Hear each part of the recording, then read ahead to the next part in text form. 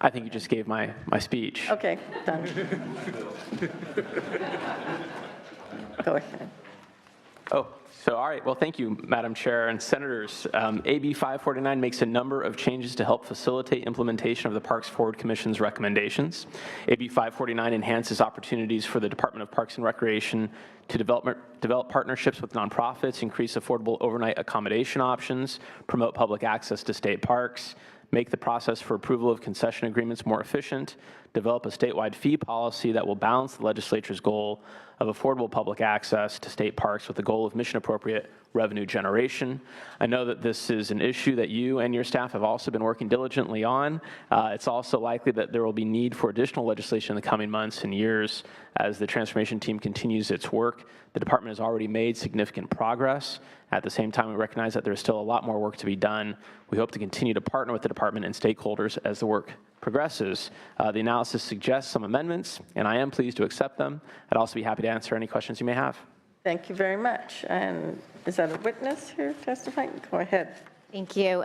Margot Parks on behalf of the California State Parks Foundation, very much in support of the bill. Want to thank the Assembly member for bringing it. And as he said, and as you said, Madam Chair, these are recommendations as part of the Parks Forward Commission report. There are two provisions in the bill which we are specifically very supportive of. The first being that this bill will allow the Department of Parks to partner with organizations that are there to help and support them not only in the concessions arena, but also from a funding perspective as well. And secondly, we believe the statewide fee policy will bring transparency, and we're very supportive of the way it's been outlined in the bill, and strongly encourage your aye vote. Thank you. Thank you very much. Other people in support? Morning, Madam Chair and members. Doug Houston, representing the State Park Partners Coalition, and we too are in support of this effort. Thank you very much, Doug. I'd be glad to move the bill, Madam Chair. And the bill has been moved. Anyone else wishing to testify in support? How about opposition to motherhood and apple pie? No? So there has been a motion. Any questions? We're just, I'm giving Senator Hertzberg that look like. Okay, well, he'll reserve questions for another member. Okay. The motion would be do pass as amended to appropriations. Would you like to close? Respectfully ask for an aye vote. Thank you. Senators Pavley. Aye. Pavley, aye. Stone. Allen. Hertzberg. Hertzberg, aye. Hueso. Jackson. Jackson, aye. Monning. Vidak. Vidak, aye. Wilk. Wilk, aye. And open it up for one more. Senator Allen. Allen, aye. All right. That's enough to pass. We'll leave it open for absent members. Thank you very much. Thank you. Do you have a second bill? I do. I guess you do.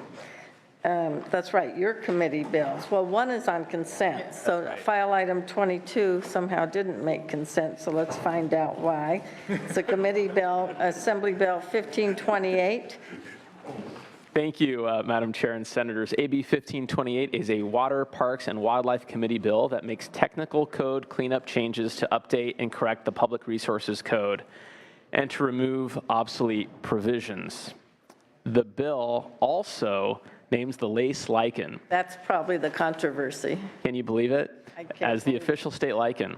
The state has designated numerous official state emblems, but does not currently have a state lichen, obviously an oversight.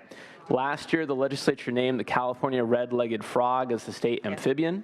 Each of these designees teach us something about our great state and serves as a source of pride for the natural wonder that is California. This didn't come from this committee. I'm not liking the bill.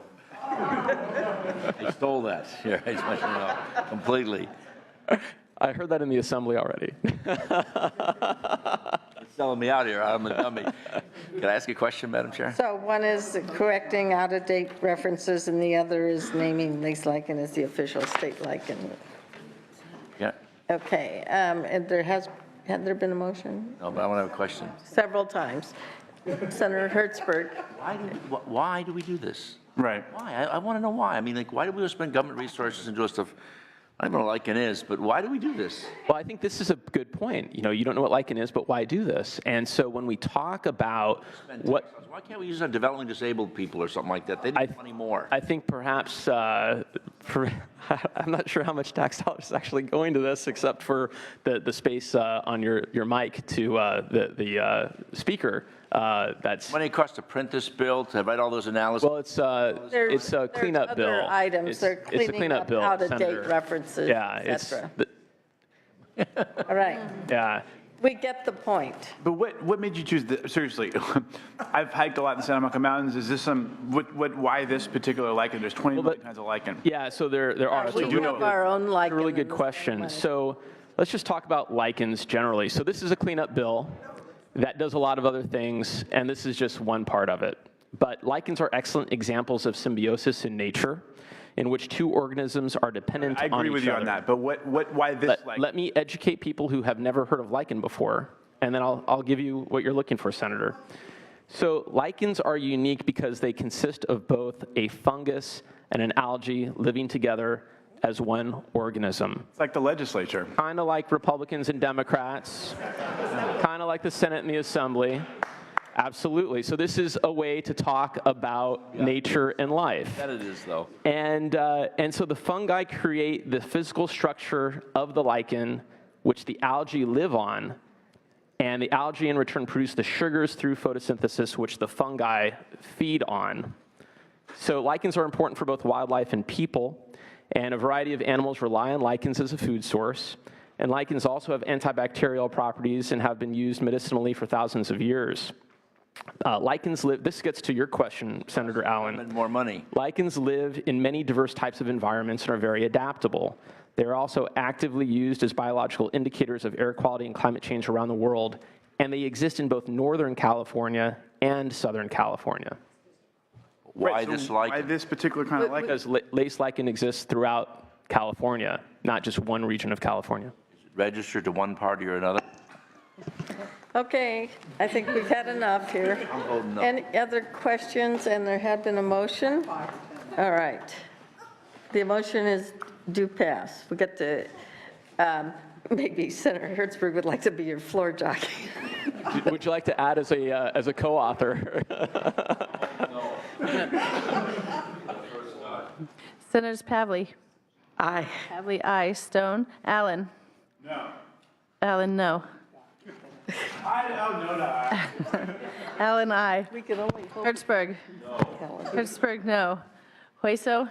Jackson. Jackson, aye. Monning. Vidak. Vidak, aye. Volk. Volk, aye. It has enough votes. You have enough votes. That item is out. Thank you. With the no vote, that probably means we're going to hear it on the floor. Well, I just want to say thank you, senators, for the very engaging debate. All right. So, file item 10, Assemblymember Fraser. It's on hunting or fishing and local regulation. Members, this is Assembly Bill 665.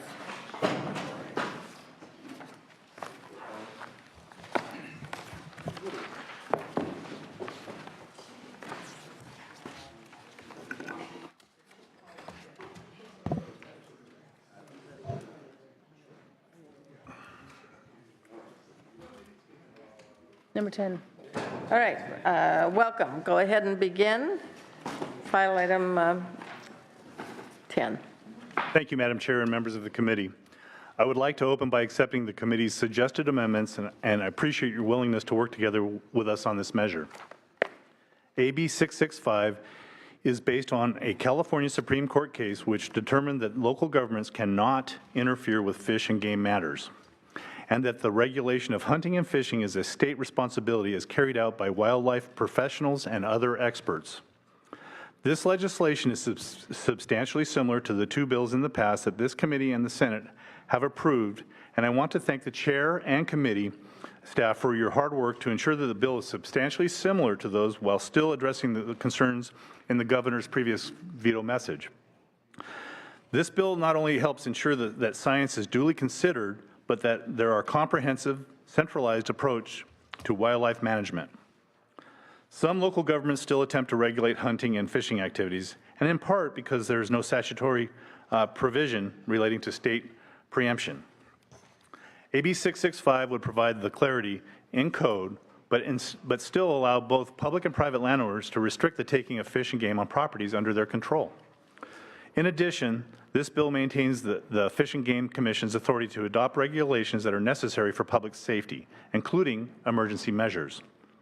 The bill has gone through the Assembly on consent and with strong bipartisan support. It is also supported by a broad range of sportsmen's groups, landowner associations, and wildlife conservation organizations, including the California Game Wardens Association. I have with me today Mark Henley with the California Waterfowl Association, Bill Gaines with Gaines & Associates, and George Osborne representing the California Sport Fishing League and California Fish and Game Wardens Association. I thank you for your consideration, and I respectfully ask for your aye vote. Okay, first witness. So, Madam Chair, members of the committee, Mark Henley with California Waterfowl. This bill will help ensure that hunting, fishing, and depredation control are managed from a statewide perspective using the best available science and expertise of the Department of Fish and Wildlife. Local regulations, in our view, are unnecessary, especially considering the numerous safety and related fish and game code laws already in place, and they also create significant enforcement issues when they conflict with state regulations. As Assemblymember Frazier noted, the bill has been amended to allow landowners to fully control their own property, and it also further strengthens the Fish and Game Commission's authority to protect public health and safety. I'd also note that the cities have been aware of the preemption issues involved with this and have remained neutral on the bill. And let me finally thank Mr. Craven for his work on the analysis. I thought it was a very thorough document given the very complex legal issues involved. Thank you, and we urge your support. Right, other witness? Madam Chair, Bill Gaines with Gaines & Associates, today proud to represent the Rocky Mountain Elk Foundation, National Wild Turkey Federation, Sassoon Resource Conservation District, Tulare Basin Wetlands Association, and several more conservation organizations.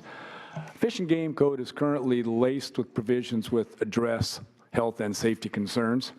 As a result, hunting is documented as being one of the safest activities, even safer than cheerleading is just one example.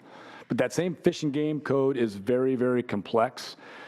Allowing local jurisdictions to pass their own ordinances simply makes that code more complex and intends to make criminals out of law-abiding hunters and anglers out there, and also confuses the fish and game enforcement as well as to what jurisdictions have what local ordinances in place which may impact hunting and fishing. It's a confusion for enforcement as well as the public that's trying to take advantage of these time-honored traditions. Often local ordinances which pass, or local jurisdictions which pass these ordinances, do so without the expertise. They do so without proper knowledge of what's really going on out there, and perhaps most importantly, they do so without any public input. AB 665 would ensure that these ordinances were considered at the Fish and Game Commission level with proper expertise sitting at the dais and in public forum. In closing, AB 665 would not in any way preclude public or private landowners from closing hunting and fishing down on their lands. It would not preclude local jurisdictions from seeking local ordinances either that in some way impact hunting or fishing. It simply would direct them to the Fish and Game Commission to do so in proper public forum and with the proper expertise at the dais to make sure that the decisions are made. Fish and Game Commission can also do that under emergency provisions immediately if necessary. This legislation passed out of the Assembly on consent, and we urge your aye vote today. Thank you very much. Thank you. And briefly. Thank you, Senator. Good morning. George Osborne, representing the California Sport Fishing League and the California Fish and Game Wardens Association. I will very briefly just say, Madam Chair, that anglers are looking for consistency. We've had some issues down in the Santa Monica Bay Area where the regulations are changing now because of a shark attack from one pier to the next, and anglers aren't sure what the regulations are, and it makes it almost impossible for enforcement to effectively do their jobs. So again, on behalf of the California Sport Fishing League and the California Fish and Game Wardens Association, we urge your support for this bill, and thank you. Probably not a good idea to bring up Senator Allen's district in the middle of this discussion, but anyway. South Bay cities. All right, thank you very much for all three of your testimony. Any other people wishing to add on their name in support of the measure? There's a few coming up, I think. Yes. Just name and affiliation and position of support. Jim Green, District Chair for Rocky Mountain Elk Foundation. Our members strongly support this. Thank you. Anyone else? Opposition to the measure? And if you would provide seats for these gentlemen, please. It'll take me 2 seconds. Madam Chair, members, Jason Ryan, League California Cities. We are not in opposition. We're removing our concerns essentially. Most notably, Amendment number 1 and Amendment number 4 clarify that our powers to protect public health and safety are not impacted.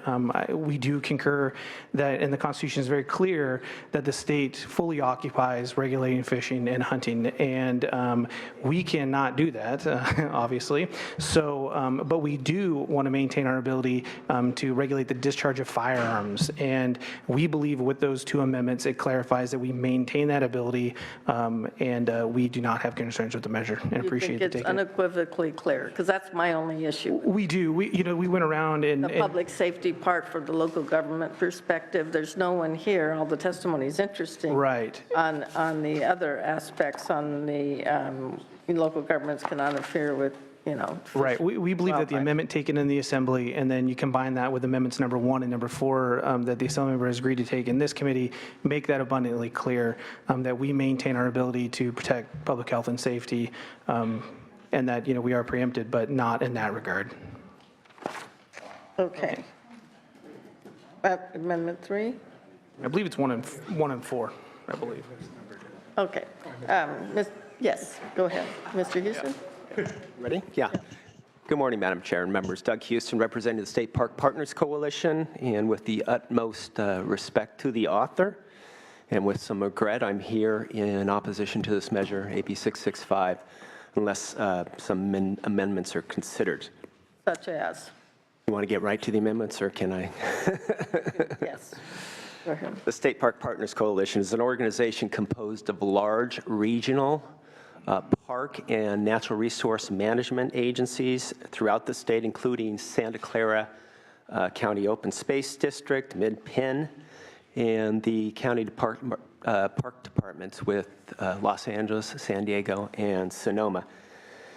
And we're opposing this measure predicated on what we believe are real, potential, and unforeseen impacts to our member agencies. In short, we want to work with this committee and the author and continue to work with the proponents to try to better strike a balance between historic hunting rights on identified Department of Fish and Wildlife properties and try to reconcile these rights with changes in recreational use patterns and an increasing urban presence in historic hunting grounds. Managing these growing conflicts and changing land use dynamics is the biggest challenge. But above all else, my organization believes that all land use agencies have a higher obligation to promote public safety. Therefore, I have here with me a member of SPPC, and Tim Anderson. He's the Chief of Police with East Bay Regional Park District. Before I turn it over to him, however, for the committee's edification, the amendments that we were proposing is that we would like to retain existing buffers or buffer authorities through our ordinance powers to prohibit discharge of weapons near high recreational uses where school groups are present. That's fairly ubiquitous down in the Bay Area, and we need to try to strike that balance. And then secondly, we're looking to retain jurisdiction over marshes and wetlands that our agencies have created or that we are enhancing. We think that this sort of amendment will avoid possible disincentives to invest in properties and create marshes and wetlands that promote climate adaptation and promote water quality and wildlife propagation. So with that, if I could turn it over to Mr. Anderson. Good morning. Tim Anderson, Chief of Police, East Bay Regional Park District. A little about the district, Madam Chair and members of the committee. We are a two-county district. Alameda-Contra Costa County is the largest regional park district in the state, in the U.S., quite frankly. 120,000 acres, thousands of miles of trails, 65 regional parks. We enjoy 22 million park visits a year, and I'm the chief of public safety for those 22 million park visits. The trails in particular where we're having issues are along the Hayward shoreline, the Delta and Point Richmond areas, and these are trails that abut directly up to navigable waters. The problem from a law enforcement standpoint we figured surveys have shown that 12 to 17,000 persons per month use these trail systems, is that we get reports of gunshots, legitimate hunting during hunting season, but unfortunately we're unable to differentiate between legitimate hunting and illegal gunfire going on, so it's a resource drain for us. Case in point this morning, it's not hunting related, but we had gunfire in one of our parks this morning. It required 2 of our units, 2 of Livermore units, and our helicopter response to investigate. So it is a resource drain. The board passed a 150-yard buffer zone last year in the local ordinance. The board's concern was public safety, and so for those reasons, I will echo the comments of Mr. Houston. And we do need some sort of a buffer in place where the public is walking on the trail and gunfire, albeit legitimate hunting, which we're not opposed to, is going on for public safety purposes. All right. Any other witnesses here to speak in opposition to the measure? Let's open it up for members' discussion and questions. Senator Wilk? A question, but then a comment. First, I think with respect to the opposition, I assume that the author is going to be working with the regional park districts on this issue of buffer authorities and marshes and wetlands, and I assume. We've started discussions last week. They approached us finally, I think it was late last week, with this discussion.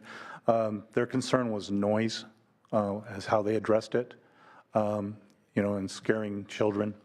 And so we have started discussions, but we have shared with them that, that most of these areas have been predominantly passed through generations, hunting going forward. So we're trying to create a synergy between the two processes going forward.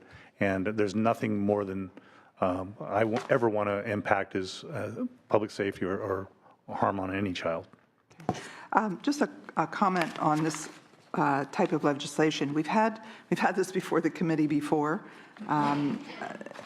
These are not the easiest of legislation, particularly when the National Rifle Association is listed as one of the supporters. But what's really more important about this legislation, having gone through it and having lived in a district and represented a district in which hunters and the rights of public safety need to live together, that the California Waterfowl Association and Ducks Unlimited are organizations that have managed to sort of walk this, create this balance, and they do it well. So the fact that the cities and counties are neutral on this, because they're the ones that promulgate these kinds of ordinances, I think is really significant. I also think that the amendments that were structured by the committee are good ones, make it very clear that certain authorities are retained, and going through the Fish and Game Commission, which very often on these kinds of bills makes a lot of sense, because they know what they're doing, by and large, on these issues. So I tend to respect them. I think the issue that was raised, whenever anyone raises an issue of public safety involving school children, I think it's important that there be discussions, and I'm certain that that will take place. I would be very willing to move this bill, and you tried to be responsive to the veto message of the governor, which is also good. So I think it's the kind of bill that ought to move forward and see if these issues can be resolved in a positive manner. So I'd be glad to move this. In fact, I'll move it. Other members?